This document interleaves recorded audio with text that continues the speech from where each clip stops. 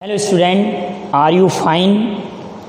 आप देख रहे हैं कि कुछ महत्वपूर्ण फैक्ट लिखे हुए हैं आज करंट जीएस में, और पिछले करंट के जो क्वेश्चन पढ़ाए हैं उन पर भी कुछ पॉइंट लिखे हुए हैं, जिसमें आज का पहला पॉइंट है हमारे पास राष्ट्रीय प्रौद्योगिकी दिवस, नेशनल टेक्नोलॉजी डे। राष्ट्रीय प्रौद्योगिकी दिवस कब मनाया जाता है? तो आप तुरंत कह देंगे 11 मई को। कब मनाया जाता है? 11 मई को। मदर्स डे कब मनाया गया था? 10 मई को। राष्ट्रीय प्रौद्योगिकी दिवस 11 मई को मनाया जाता है। इसके पीछे रीजन क्या है? आप सभी लोग जानते हैं कि भारत में पहला परमाणु परीक्षण 1974 पोखरण में हुआ था। जैसलमेर ज़िले में स्थित है पोखरण। 1974 में पहला परमाणु परीक्षण हुआ था। उस समय प्रधानमंत्री इंदिरा गांधी थीं और राष्ट्रपति वीवी गिरी थे। राष्ट्रपति कौन? वीवी गिरी। लेकिन अगली बात आप याद रखेंगे कि जब अटल बिहारी वाजपेयी भारत के प्रधानमंत्री थे तो उस समय 11 मई 1998 को द्वितीय परमाणु परीक्षण किया गया। 11 मई 1998 को। तो उसी स्मृति में, उसी 11 मई की स्मृति में राष्ट्रीय प्रौद्योगिकी दिवस मनाया जाता है। अब बात क्वेश्चन ये याद आए कि जब अटल बिहारी वाजपेयी प्रधानमंत्री थे उस समय किस राष्ट्रपति के कार्यकाल में द्वितीय परमाणु परीक्षण हुआ था? द्वितीय परमाणु परीक्षण किस प्रधानमंत्री के कार्यकाल में? तो आप तो तुरंत ही कह देंगे कि अटल बिहारी वाजपेयी के कार्यकाल में। लेकिन राष्ट्रपति कौन थे? तो के.आर. नारायणन। राष्ट्रपति के.आर. नारायणन। तो पहला परमाणु परीक्षण याद हुआ सभी लोगों को, फर्स्ट और सेकंड दोनों परमाणु परीक्षण क्लियर। 1974, 18 मई 1974 को हुआ था ये दो, और ये 11 मई को हुआ था 1998 को द्वितीय परमाणु परीक्षण। उसी 11 मई की स्मृति में राष्ट्रीय प्रौद्योगिकी दिवस मनाया जाता है। पहले परमाणु परीक्षण का सांकेतिक नाम था बुद्ध मुस्कुराए, और द्वितीय परमाणु परीक्षण का सांकेतिक नाम था सफ़ेद मकान ध्वस्त हो गया। लाफिंग बुद्धा पहले परमाणु परीक्षण का नाम था। अब आप लोग 1974, 1998 दो सन तो आपने याद कर ली। अब आपको परमाणु से रिलेटेड 3 सन और याद करनी है। एक 1969, एक 1948 और एक 1954। परमाणु से रिलेटेड ये 3 सन और याद करिए। 1969 में क्या था कि पहला परमाणु रिएक्टर तारापुर महाराष्ट्र में स्थापित किया गया। पहला परमाणु रिएक्टर तारापुर महाराष्ट्र में स्थापित किया गया, तारापुर 1969 में। अगली बात आती है 1948 में परमाणु ऊर्जा आयोग गठित हुआ था 1948 में, और 1954 में परमाणु ऊर्जा विभाग की स्थापना हुई थी 1954 में। तो आप ये 3 सन और याद करेंगे तो राष्ट्रीय प्रौद्योगिकी दिवस क्लियर है। अगला पॉइंट है चेचक उन्मूलन के 40 वर्ष पूरे होने पर यूएन एजेंसी और WHO ने मिलकर एक स्मारक डाक टिकट जारी किया, स्मारक चिन्ह जारी किया है चेचक उन्मूलन के लिए। तो 40 वर्ष पूरे हुए हैं। तो चेचक उन्मूलन कब इसकी घोषणा की गई? तो 1980 में। तो 1980 से 2020 तक 40 वर्ष पूरे हो जाएंगे, और ये 8 तारीख को ये घोषणा हुई है। मतलब 8 मई को ये स्मारक टिकट जारी किया है चेचक उन्मूलन के कारण। मैंने पोलियो बोला था पिछले वीडियो में, तो चेचक याद रखना, क्योंकि किसी जानकारी में पोलियो दिया था, लेकिन चेचक उन्मूलन इतना आप याद रखिएगा, ठीक है ना बेटा। अगली बात आती है मिशन सागर क्या है? मिशन सागर, इस बात को आप याद रखना। ये क्या था? हिंद महासागर के 5 द्वीपीय देशों में दवाएं और आवश्यक खाद्य सामग्री भारत उपलब्ध कराएगा INS केसरी के माध्यम से। INS केसरी के माध्यम से, तो आप INS की फुल फॉर्म लिख के भेजिए कि INS का पूरा नाम क्या होता है। INS केसरी के माध्यम से उपलब्ध कराएगा। 5 द्वीपीय देश कौन से हैं? एक तो आप कहेंगे सर मालदीव, मॉरिशस,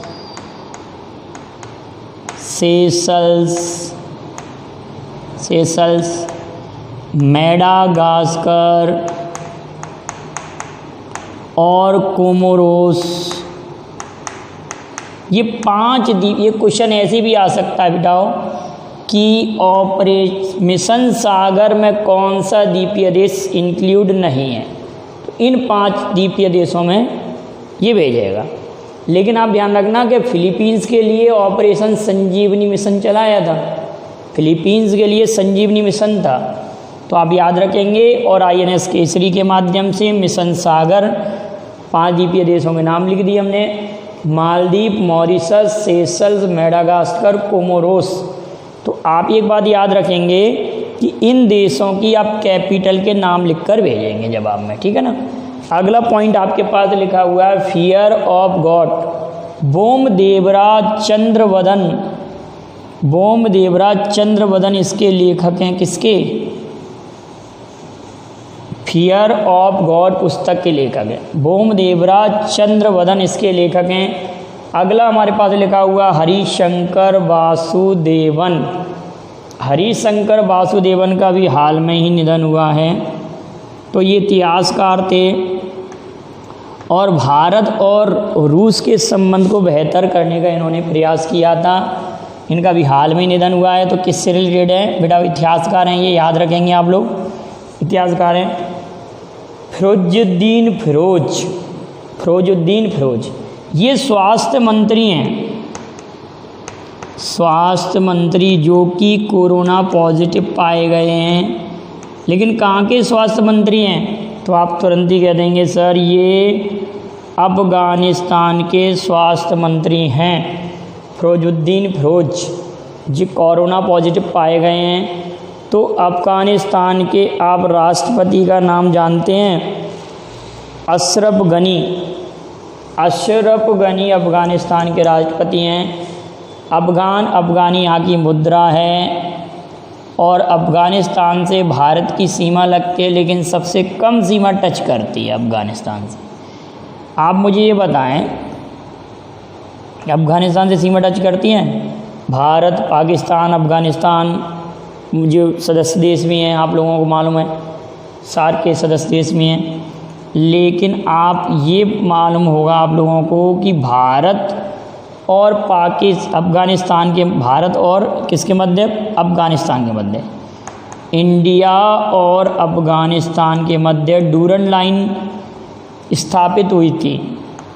लेकिन बाद में जब पाकिस्तान इस क्षेत्र में आ गया तो ये लाइन वर्तमान में डूरन रेखा पाकिस्तान और अफ़गानिस्तान के मध्य है। इतनी बात आप ध्यान रखेंगे। रेड क्लिफ रेखा भारत और पाकिस्तान के बीच में। अंतर्राष्ट्रीय हॉकी महासंघ FIH के जो अध्यक्ष हैं उनका कार्यकाल 1 वर्ष के लिए बढ़ा दिया गया है, क्योंकि कोविड-19 के कारण मीटिंग नहीं हो सकी। वीडियो कॉन्फ्रेंसिंग के माध्यम से मीटिंग हुई, उसके माध्यम से इनका कार्यकाल, नरेंद्र बत्रा का कार्यकाल डायरेक्ट ही 1 वर्ष के लिए बढ़ा दिया गया। याद रखेंगे नरेंद्र बत्रा का संबंध किससे है? अंतर्राष्ट्रीय हॉकी महासंघ के अध्यक्ष से। अगली इम्पोर्टेंट बात है निगाह लिखा हुआ। निगाह योजना ये हिमाचल प्रदेश ने प्रारंभ की है। हिमाचल प्रदेश ने निगाह योजना प्रारंभ की है। तो आप इस पर क्या याद रखेंगे? हिमाचल प्रदेश ने निगाह योजना जो प्रारंभ की है, इस पर एक इम्पोर्टेंट फैक्ट ये है कि हिमाचल प्रदेश के मुख्य national park Pin valley great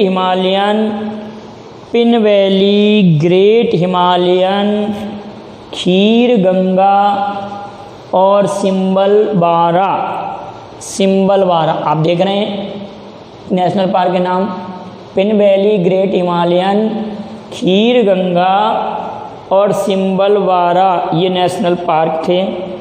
और अगली बात याद रखना कि निगाह योजना क्या है कि अन्य क्षेत्रों से जो लोग आ रहे हैं, अन्य क्षेत्रों से जो लोग हिमाचल प्रदेश में पहुंच रहे हैं, तो उनके परिवार वाले लोग उनके पर निगाह रखें, निगरानी रखें, क्वारंटाइन रखें कुछ समय के लिए, उसके बाद अपने घरों पर उनको ले जाएं। तो ये योजना है निगाह योजना। डिजिटल पेमेंट प्रारंभ करने वाला शहर, पहला शहर, आप याद रखेंगे कि यहाँ पर कोविड-19 के मामले लगातार बढ़ रहे हैं, तो यहाँ पर डिजिटल पेमेंट प्रारंभ किया जाएगा, नगद पेमेंट नहीं। पैसा शहर बनाए अहमदाबाद। कौन सा शहर बनाए? अहमदाबाद। पैरा एथलीट जिन्होंने अभी हाल में ही संन्यास लिया है, आप सभी लोग जानते हैं, इनका नाम है दीपा मलिक। दीपा मलिक नाम है इनका। साक्षी मलिक अलग थी, इनका नाम क्या है? दीपा मलिक। पैरा एथलीट हैं जिन्होंने अभी हाल में ही संन्यास लिया, इनका नाम है दीपा मलिक। और इन्होंने राजीव गांधी खेल रत्न पुरस्कार भी जीता है। राजीव गांधी खेल रत्न पुरस्कार भी जीता है, इतनी बात आप याद रखेंगे। राजीव गांधी खेल रत्न पुरस्कार विजेता भी रही हैं दीपा मलिक, और इन्होंने संन्यास लिया है। इतने पॉइंट सभी को क्लियर है मिटाओ। कोई डाउट हुआ करे तो आप लिख के भेज दिया करो। तो ये करंट का आपका ये पॉइंट क्लियर। अगली बात आती है हमारे पास तोमान। यहाँ पे लिखा हुआ तोमान। तो अब सभी लोगों को मालूम है कि ईरान ने अपनी मुद्रा रियाल के स्थान पर तोमान, मतलब रियाल के स्थान में नई मुद्रा तोमान जारी कर दी है, क्योंकि न्यूक्लियर डील रद्द कर दी थी यूएसए ने, और उस मुद्रा का अवमूल्यन भी हो रहा था मूल्य का। तो तोमान नई मुद्रा कहाँ की है? ईरान ने अपनी नई मुद्रा जारी की है, तोमान। अगला है संजीवनी मिशन। आप सभी लोगों को मालूम है किस देश में? फिलीपींस देश के लिए दवाएं और आवश्यक सामग्री उपलब्ध कराने के लिए संजीवनी मिशन भारत सरकार ने प्रारंभ किया है। वंदे भारत मिशन विदेशों में फंसे भारतीयों को लाने के लिए हवाई यातायात के माध्यम से उनको लाया जाएगा। इस मिशन का नाम है वंदे भारत मिशन। वंदे भारत मिशन, ये भी क्लियर है। अंतर्राष्ट्रीय बॉक्सिंग की मेज़बानी करने वाला अब देश कौन करेगा मेज़बानी? इसकी मेज़बानी 2021 में कौन करेगा? तो आप कहेंगे सर्बिया। सर्बिया करेगा, क्योंकि आप लोगों को मालूम है कि भारत उसके मापदंडों में खरा नहीं उतर पाया, फीस नहीं भर पाया, क्योंकि भारत को मेज़बानी मिल रही थी। तो अब ये मेज़बानी किसको मिलेगी? सर्बिया। अगली बात आती है पुलित्ज़र पुरस्कार 3 भारतीयों को मिला है, उसका नाम आप मुझे लिखकर भेजेंगे, लेकिन इसकी शुरुआत 1917 में हुई थी, और कोलंबिया यूनिवर्सिटी इस पुरस्कार को देती है, याद रखेंगे। वर्ड्स कनेक्ट आवर वर्ल्ड, ये किस दिवस की थीम है? अंतर्राष्ट्रीय प्रवासी पक्षी दिवस की थीम है। अंतर्राष्ट्रीय प्रवासी पक्षी दिवस की थीम है। और ये आप बताइए कि ये कब मनाया गया? मनाया तो हर बार जाता है सेकंड सैटरडे मई महीने के और अक्टूबर महीने के। तो मई महीने में किस तारीख को मनाया गया? अब अक्टूबर में ये 10 अक्टूबर को मनाया जाएगा। वर्ड्स कनेक्ट आवर वर्ल्ड इसकी थीम है ये। तो प्रवासी, अगर आपसे ये कहा जाए कि प्रवासी भारतीय दिवस, पक्षी की बात नहीं हो रही, प्रवासी भारतीय दिवस 9 जनवरी को मनाया जाता है और 2003 से उसका प्रारंभ हुआ था। क्लियर है? अब आती है A.K. त्रिपाठी, नाम लिखा हुआ A.K. त्रिपाठी नाम।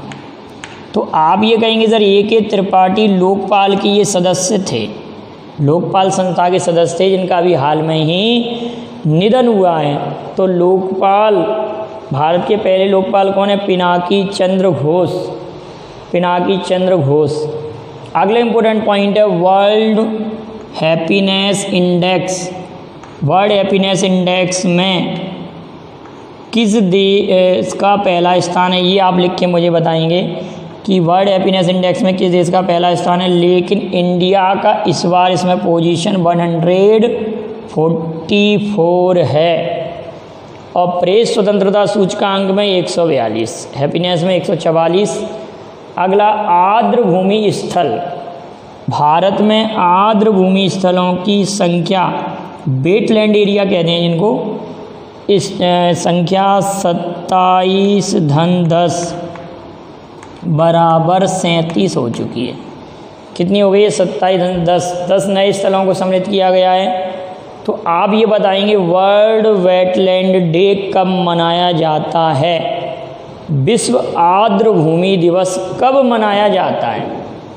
और विरासत स्थलों की संख्या भारत में, विरासत स्थलों की संख्या भारत में कितनी हो चुकी है? विरासत स्थलों की संख्या 38 है। तो एक क्वेश्चन और बनता है आप लोगों के लिए, विश्व विरासत दिवस कब मनाया जाता? वर्ल्ड हेरिटेज डे कब मनाया जाता? World heritage day. अब पिछले वीडियो में पूछे गए प्रश्नों के जवाब, आपको ये कहा था कि लॉकडाउन की समीक्षा के लिए, लॉकडाउन प्रतिक्रिया की समीक्षा के लिए सी रंगराजन की अध्यक्षता में एक समिति गठित हुई थी। तो वो किस राज्य ने की है? तो इसका आंसर है तमिलनाडु ने। और तमिलनाडु के सीएम पलानीस्वामी हैं और बनवारी लाल पुरोहित वहाँ के गवर्नर हैं। अगला क्वेश्चन ये पूछा गया था कि नीति आयोग के वर्तमान में सीईओ कौन है? तो अमिताभ कांत। अमिताभ कांत नीति आयोग के सीईओ हैं। अमिताभ कांत नीति आयोग के सीईओ हैं। आप मुझे ये बताएंगे कि नीति आयोग की स्थापना कब हुई थी और नीति आयोग के पहले सीईओ कौन थे? अब नीति आयोग के वर्तमान उपाध्यक्ष कौन है? राजीव कुमार।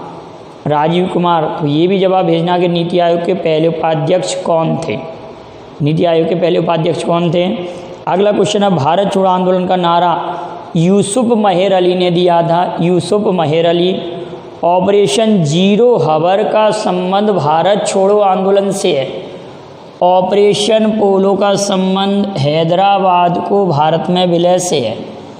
और ऑपरेशन फेथफुल का संबंध आप सभी लोग जानते हैं। ऑपरेशन फेथफुल का संबंध किससे है? ऑपरेशन फेथफुल, आप कहेंगे कि सर जब भोपाल गैस त्रासदी हुई थी उससे पीड़ित लोगों की रक्षा के लिए, उनके लिए किसने चलाया था? डॉक्टर बदराजन ने चलाया था। तो वो ऑपरेशन फेथफुल था। क्लियर बेटाओ। अगली बात आती है कि भारत छोड़ो आंदोलन की नायिका अरुणा आसफ अली। अरुणा आसफ अली भारतीय क्रांतिकारियों की माँ मैडम भीकाजी कामा को कहते हैं। मैडम भीकाजी रुस्तम जी कामा को कहते हैं। अगला क्वेश्चन है संविधान सभा की। ये किसी विद्यार्थी ने मुझसे पूछा था कि सर संविधान सभा की पहली मीटिंग, तो मैं कहूँगा 9 दिसंबर 1946 को हुई थी। 9 दिसंबर 1946 को हुई थी। नई दिल्ली में हुई थी। मतलब दिल्ली या नई दिल्ली ऑप्शन आएगा। तो आप लोग ये ध्यान रखना कि ये तो नई दिल्ली में हुई थी, लेकिन कांग्रेस की पहली मीटिंग कहाँ हुई थी? बॉम्बे में। पूना में होनी थी। पूना में प्लेग फैलने के कारण वहाँ पर संपन्न नहीं हुई, तो वो बॉम्बे में हुई थी। बॉम्बे के गोकुलदास तेजपाल संस्कृत विश्वविद्यालय के भवन में हुई थी। ठीक है। अगला पॉइंट है रेमन मैग्सेसे पुरस्कार। आप ये बताएंगे रेमन मैग्सेसे पुरस्कार की शुरुआत कब हुई थी? ठीक है। रेमन मैग्सेसे पुरस्कार कब प्रारंभ हुआ था? लेकिन क्वेश्चन ये था कल कि रेमन मैग्सेसे पुरस्कार पाने वाले पहले भारतीय कौन थे? तो आचार्य विनोबा भावे, उनको 1958 में मिला था। 1958। फिर पूछा था कि WHO की स्थापना 7 अप्रैल 1948, हेड क्वार्टर जिनेवा में। और टेड्रोस अदानोम वर्तमान में इसके अध्यक्ष हैं। और विश्व स्वास्थ्य दिवस जब मनाया जाता है तो 7 अप्रैल को मनाया जाता है। और 2020 को इसने समर्पित किया है